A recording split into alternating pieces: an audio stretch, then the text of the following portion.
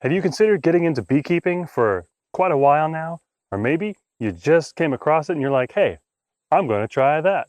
Well, guess what? You're in the right place. There's no better time to start beekeeping than in the winter time.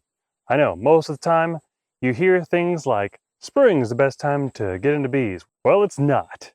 They were dead wrong. Spring's a great time to get bees, but to start your beekeeping experience, there's no better time than the winter. That way you've got time to prepare your mind before you step into the unknown. Join me. My name is Jonathan Hargis, and I'm going to take you one-on-one through a winter beekeeping course consisting of 6 lessons. We're going to cover topics that help prepare you for getting bees in the spring.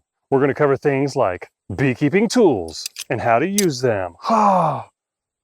Like a ninja. Tools like the smoker, how to properly use it.